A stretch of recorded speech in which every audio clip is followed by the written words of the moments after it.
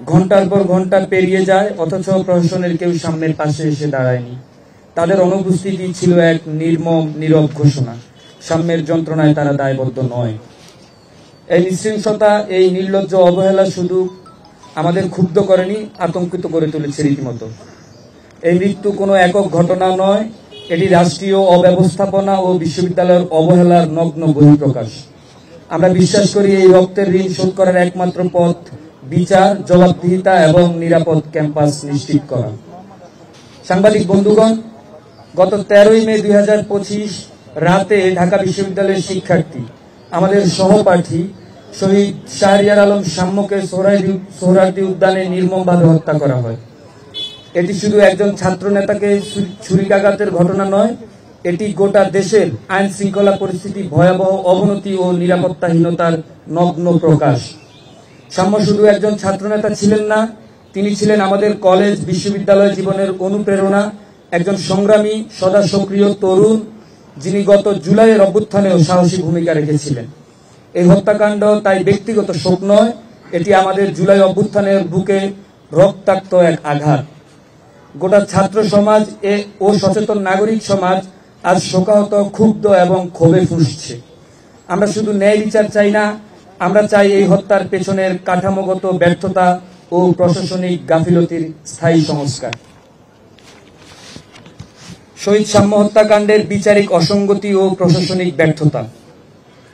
হত্যাকাণ্ডের পর আমরা ঢাকা বিশ্ববিদ্যালয়ের প্রশাসন ও আইনশৃঙ্খলা বাহিনীর কাছ থেকে যে দায়িত্ব জ্ঞানহীনতা, গাফিলতি ও বিচার বিমুখতা প্রত্যক্ষ করেছি, তা আমাদের শুধু গভীরভাবে ক্ষুব্ধই করেনি, এটি রাষ্ট্র ও প্রশাসনের নিষ্ঠুর অমানবিক মুখও উন্মোচিত করেছিল। সাম্যের হত্যাকাণ্ড সংঘটিত হয় আনুমানিক রাত 11:30টায়, কিন্তু সেই ভয়াবহ ঘটনাস্থলে অর্থাৎ ক্রাইম সিন ভোর 6টা পর্যন্ত ছিল পুরোপুরি অরক্ষিত। সেখানে উপস্থিত শিক্ষার্থীরা ক্রাইম সিন প্রোটেকশন করতে ইট দিয়ে রাখে ঘটনাস্থলের চারপাশে। পরবর্তীতে আইন শৃঙ্খলা বাহিনী সংরক্ষণের নামে যা করে তা ছিল নিছক প্রহসন, কয়েকটি ইট ফেলে দিয়ে টেকনিক্যাল প্রোটেকশনের অভিনয়।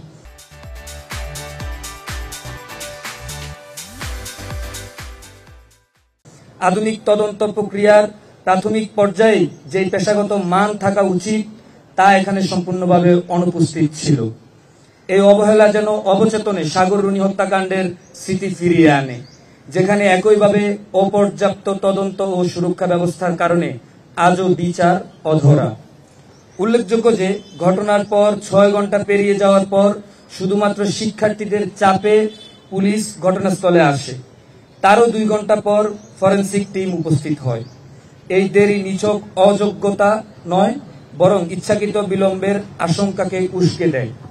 প্রশ্ন জাগে, পুলিশ কার স্বার্থ রক্ষায় এই নীরবতা পালন করছিল?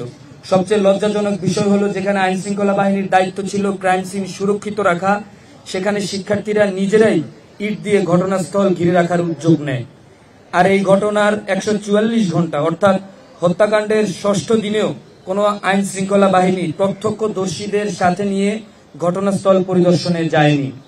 এটি প্রশাসনিক ব্যর্থতা নয়, এটি এক ধরনের নীরব সম্মতি, এক ধরনের অব্যবস্থাপনার ছত্রছায়ায় অপরাধকে লুকিয়ে রাখার প্রচেষ্টা।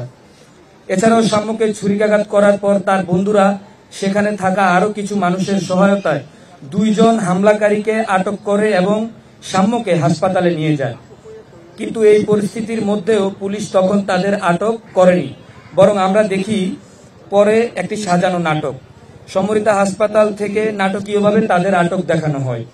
এসব ঘটনা কেবল সন্দেহের উদ্রেক ঘটায় না, বরং আমাদের নিশ্চিত করে যে এই তদন্ত প্রক্রিয়া শুরু থেকেই উদ্দেশ্য প্রণোদিতভাবে বিকৃত এবং বিলম্বিত করা হয়েছে। আরও সংগ্রহের নিশ্চয়তা দেয়া হলেও পরে জানানো হয় যে অকেজো হয়ে থাকা আমাদের কাছে একেবারেই অবিশ্বাস্য। আমাদের বিষয়ে প্রশাসনের ভাষ্য অসংগঠিত ও পরস্পর বিরোধী। কৃতিত্বের বহিঃপ্রকাশ নাকি প্রশাসন কোনো মূল অপরাধীকে আড়াল করতে এমন নাটক? অবিলম্বে রিমান্ড নিয়ে জিজ্ঞাসাবাদ চালানো উচিত এবং ন্যায়ের পথে বাধা হয়ে দাঁড়িয়েছে। আমরা দেখি